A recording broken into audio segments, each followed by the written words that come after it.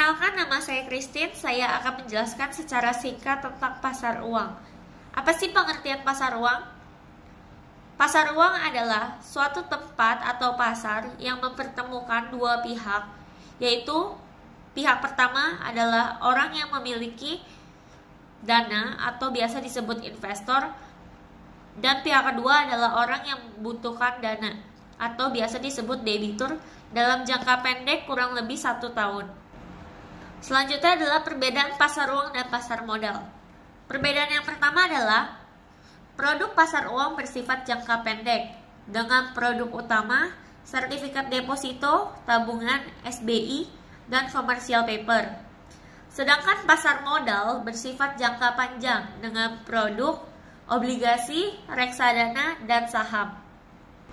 Perbedaan yang selanjutnya, otoritas tertinggi pasar uang adalah Bank Indonesia.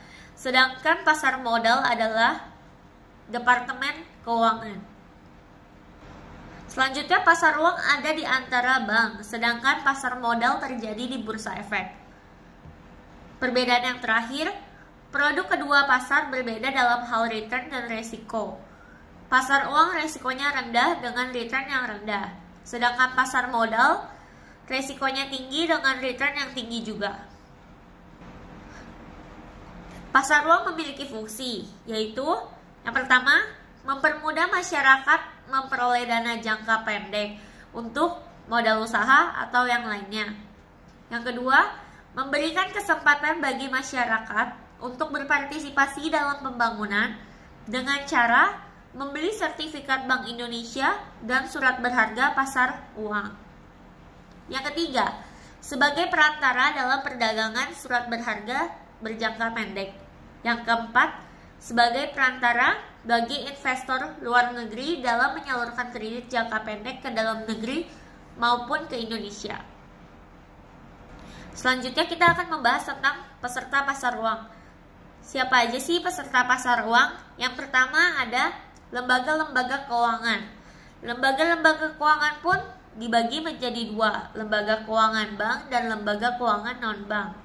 Lembaga keuangan bank terdiri jadi 3 bank, yaitu bank pertama ada bank sentral, yang artinya lembaga yang bertanggung jawab untuk menstabilkan harga maupun nilai mata uang yang berlaku di suatu negara. Di Indonesia sendiri, yang dijadikan sebagai bank sentral adalah Bank Indonesia. Yang kedua adalah bank umum. Bank umum merupakan bank yang melaksanakan kegiatan usaha secara konvensional atau berdasarkan prinsip syariah yang dalam kegiatannya memberikan jasa dalam lalu lintas pembayaran. Pada dasarnya fungsi sebuah bank adalah lembaga perantara. Nah, di sini bank berperan sebagai perantara dari pihak-pihak yang mempunyai dana atau pihak surplus dengan pihak-pihak yang membutuhkan dana atau pihak defisit. Selanjutnya yang terakhir dalam lembaga-lembaga keuangan bank adalah Bank Perkreditan Rakyat atau biasa disingkat BPR. BPR merupakan lembaga keuangan bank yang menerima simpanan hanya dalam bentuk deposito berjangka, tabungan atau bentuk lainnya yang dipersamakan dan menyalurkan dana sebagai usaha BPR. Selanjutnya adalah lembaga keuangan non-bank. Yang pertama ada Pegadaian.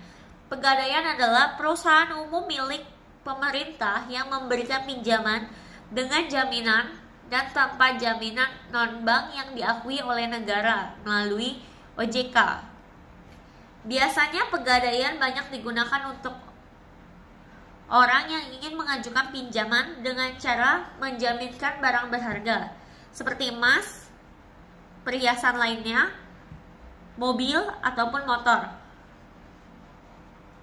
Yang kedua ada Koperasi Simpan Pinjam. Koperasi Simpan Pinjam merupakan lembaga keuangan bukan bank berbentuk koperasi yang menghimpun dana dari para anggotanya, kemudian disalurkan kembali kepada anggota ataupun non-anggota, dan biasanya bunga yang diberikan oleh koperasi jauh lebih tinggi daripada bank maupun pegadaian.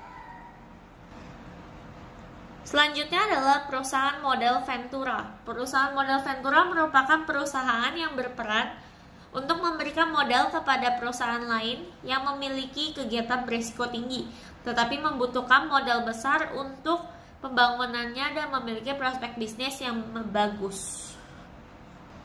Selanjutnya ada perusahaan sewa guna atau biasa disebut leasing. Leasing merupakan lembaga keuangan non-bank yang memiliki sistem kontrak sewa yang digabungkan dengan pembelian secara angsuran baik itu kepada perorangan maupun kepada perusahaan. Selanjutnya ada dana pensiun. Dana pensiun merupakan jenis badan usaha yang memiliki kegiatan menyediakan dana pensiun atau jaminan masa tua dengan cara mengumpulkan dana melalui pemotongan gaji pegawai setiap bulannya ketika seorang masih aktif bekerja dan akan diberikan kepada mereka pada saat mereka sudah pensiun atau sudah tua untuk bekerja. Selanjutnya ada pasar modal. Pasar modal merupakan lembaga keuangan non-bank yang mempertemukan para pencari dana dan para penanam modal atau investor di pasar modal. Perusahaan yang mencari dana akan menjual surat berharga seperti surat pernyataan modal atau saham dan obligasi guna mendapatkan dana dari investor. Investor perusahaan maupun individu kemudian akan membeli saham melalui perusahaan sekuritas. Selanjutnya adalah perusahaan asuransi. Tujuan utama asuransi adalah mengamankan keuangan pribadi ketika terjadi suatu resiko.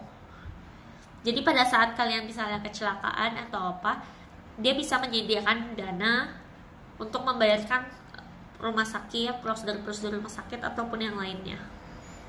Jenis asuransi yang ada di Indonesia adalah asuransi kesehatan, perjalanan, kendaraan, pendidikan, kebakaran, dan asuransi lainnya.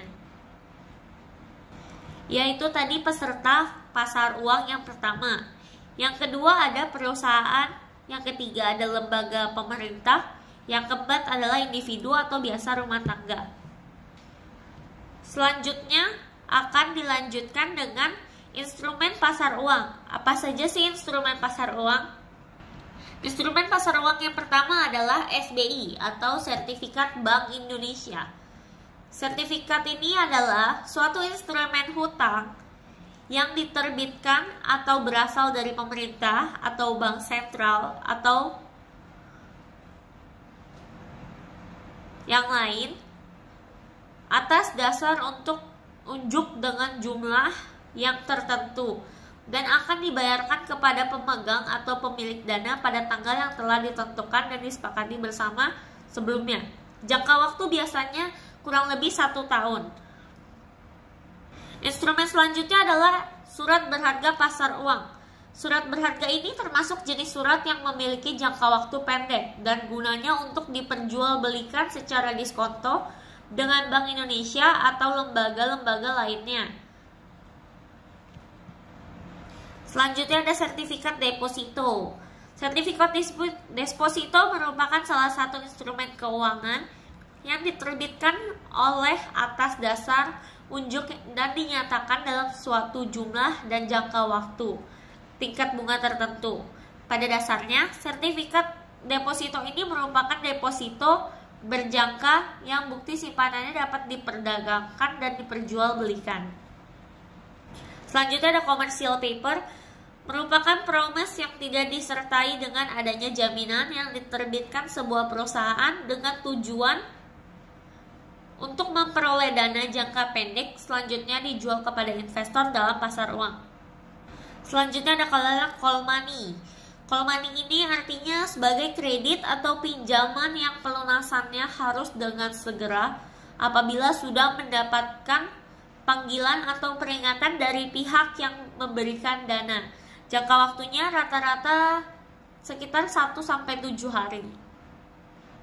Selanjutnya adalah repurchase agreement, merupakan kegiatan